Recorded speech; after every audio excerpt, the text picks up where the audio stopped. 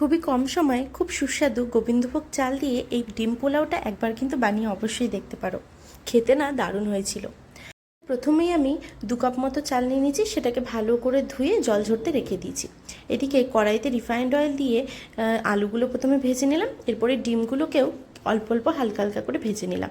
এবার কড়াইয়ের মধ্যে ফোড়নে দিয়ে দিলাম গোটা গরম মশলা, দিয়ে পেঁয়াজ কুচি রেখেছিলাম সেটা দিয়ে দিলাম, দিয়ে কিছুক্ষণ ভেজে নেব।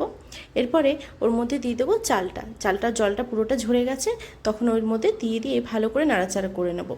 এরপর এর মধ্যে দিয়ে দেবো অল্প করে আদা রসুন বাটা, দিয়ে কিছুক্ষণ ভালো করে ভেজে নেব চালটা যতক্ষণ না লাল হয়ে আসছে।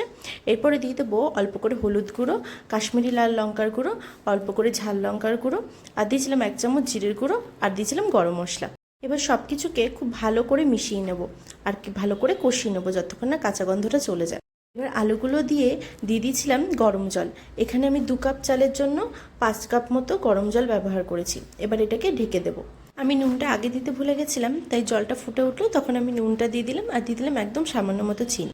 ব্যাস, আমাদের পোলাও একদম রেডি। আর কি ঝুরঝুরে হয়েছে। আর ওর উপরে দিয়ে দিলাম 2 চামচ মতো ঘি, আর দিয়ে দিলাম ডিমগুলো আগে দিলে ভেঙে যাবে, তাই দিয়েছিলাম একদম লাস্টে।